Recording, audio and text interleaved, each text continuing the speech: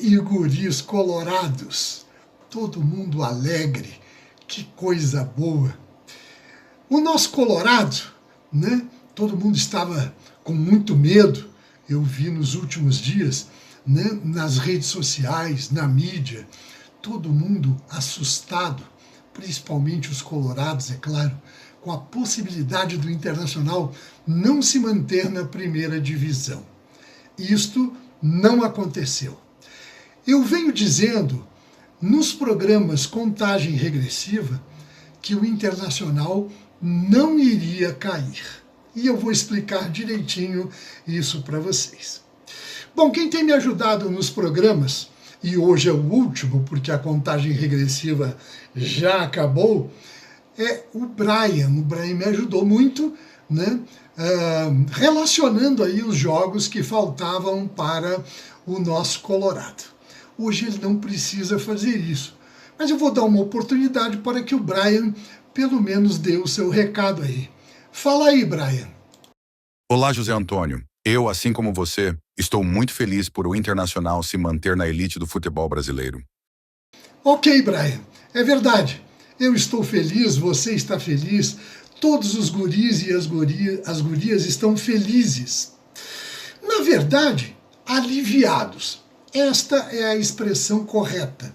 Felizes nós estaríamos se tivéssemos ganho, né, o Campeonato Brasileiro, Libertadores, enfim. Mas estamos aliviados. O Internacional, nosso querido Colorado, se livrou de um prejuízo gigantesco.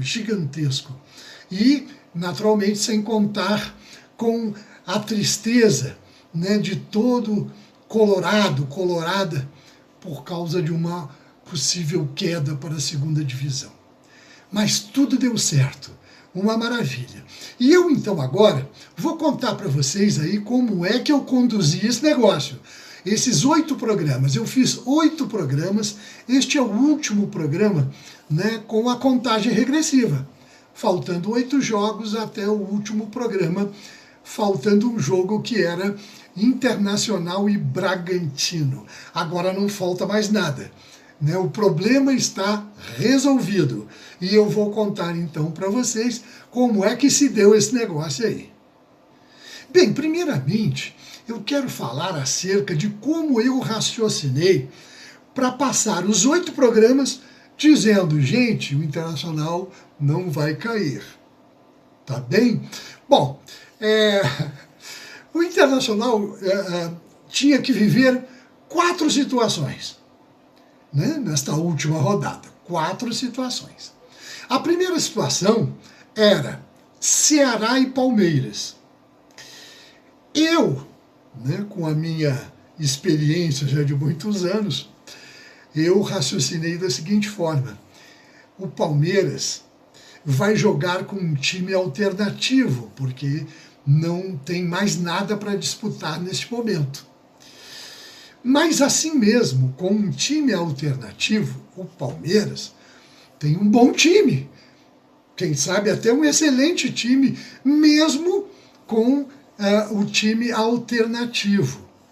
Então, eu creio que o Palmeiras vai ganhar do Ceará. Bom, não deu outra coisa. Palmeiras 3-1. A segunda situação era, desculpem, a segunda situação era Vitória e São Paulo, lá no Barradão. Bem, o São Paulo poderia até ganhar ou até mesmo empatar com o Vitória, que até servia um empate para o Internacional. Mas o Vitória, apesar de ter perdido para o Bragantino na rodada anterior, vinha numa crescente. Eu falei Vitória, né? É isso. O Vitória vinha numa crescente. E a gente notava, porque eu tenho acompanhado os últimos jogos de todo mundo, e a gente notava um esforço e uma dedicação muito grande dos jogadores. Então, eu entendi que ali o Internacional não ia conseguir grande coisa, e que era muito provável que o Vitória ganhasse esse jogo. E o Vitória ganhou. Bom, a terceira situação, né, era Botafogo e Fortaleza. A questão aí é o seguinte, o Fortaleza vinha também numa crescente com um esforço muito grande dos jogadores. Porém, o time do Botafogo, quando quer jogar, joga muito bem, né? E ele dificilmente seria batido pelo Fortaleza lá no Engenhão, ou no Newton Santos. O empate até serviria para o Internacional, no caso de o Internacional ganhar com diferença de 2 gols do Bragantino. Mas o ideal era que o Botafogo ganhasse esse jogo e liquidasse logo essa fatura. E não deu outra. Botafogo 4-2. Bom, aí, de 3 situações que nós precisávamos, né, 2 favoráveis, nós iríamos conseguir. A última situação, a quarta situação e última, era Internacional e Bragantino. E aí é que morava o perigo, né? Porque o Internacional vem despencando, ou vinha despencando no campeonato de forma absurda. Nós víamos o Internacional psicologicamente acabado. E eu vi muita gente, inclusive os colorados, as gurias, os guris, nas redes sociais, o pessoal, né, acabrunhado, né, conformado com a segunda divisão, esquecendo que o jogo só acaba quando termina. A imprensa, eu vi manchetes do tipo, o Internacional está moralmente, né, rebaixado. Conversa fiada. Ou imprensa, é o seguinte, o jogo só acaba quando termina. E eu usei esse termo muitas vezes no penúltimo programa, e você pode conferir aí no canal, né? Quando faltava um jogo, que era Internacional e Bragantino, eu disse, olha, a coisa ficou um pouco mais difícil, porque nós perdemos para o São Paulo, levamos 3-0 lá em São Paulo, mas o jogo só acaba quando termina, gurizada. Vocês têm que confiar nisso. E o que deu? 3-1 para o Internacional. Acabou até sobrando, porque, né, uma vitória simples já teria nos livrado do rebaixamento, mas ganhamos aí por 3-0. E eu vou falar só um pouquinho do jogo e de outras coisas que aconteceram, né, nesses últimos dias aí, nesses últimos 3-4 dias, né, em relação ao nosso querido Colorado. Bem, o Internacional contra o Bragantino não jogou uma partida brilhante, tá certo? Mas nós vimos em campo uma coisa bem diferente do que estava acontecendo, ou que vinha acontecendo nos últimos jogos, que é o comportamento dos jogadores. Os jogadores realmente demonstraram, né, uma condição de luta, de disputa, bem melhor, bem maior do que vinham apresentando. A torcida do Internacional não compareceu muito, acho que foram 21 mil pessoas no Beira-Rio, isso era jogo para estar lotado. Mas como eu disse lá no início, havia um descrédito já muito grande, e o que é compreensível. Não se pode condenar os guris e as gurias por não quererem ir no Beira-Rio, né, assistir um jogo em que, né, todo mundo estava achando que nós iríamos ser rebaixados. A gurizada estava triste, estava incomodada, e eu entendo perfeitamente vocês, porque eu também estava. A única diferença, talvez, é o meu cabelo branco, né, que ajuda na experiência ao longo do tempo, e aí você fica, né, com esses raciocínios que eu falei para vocês. Eu tinha certeza que o Palmeiras ia ganhar do Ceará, eu tinha certeza que o Botafogo ia despachar o Fortaleza, o único problema era o Internacional. Mas aí entrou uma outra questão, o fator Abel. Olha, o Abel Abel, taticamente, tecnicamente, ele na verdade ele não teve tempo de fazer grande coisa. Inclusive o que ele fez contra o São Paulo não deu certo, não funcionou. Mas acontece que o problema, na verdade, gente, eu quero dizer para vocês o seguinte, pela minha experiência, 4-4-2, 3-4-3, 9-7-8, nada disso resolve. O que resolve é os jogadores entrarem em campo determinados a ganhar o jogo, a disputar bolas, com sangue nos olhos, né? E com um pouco de habilidade e de alguma categoria que alguns jogadores do Internacional têm, alguns, não são todos, nós poderíamos tranquilamente reverter essa situação. E o Abel é mestre nesse negócio. O Abel é mestre de vestiário. Ele é mestre em entender o psicológico desses jogadores. É mestre em passar para eles o que o Abel fazia em campo. Eu falei no programa passado que eu vi muito o Abel jogar como zagueiro do Vasco da Gama. Ele era um cara daquele sangue nos olhos, tal. Ele corria e não perdia a caminhada. Se não tomasse a bola, ele fazia uma falta. Ele vibrava com o jogo. E ele é mestre em passar isso para esses jogadores.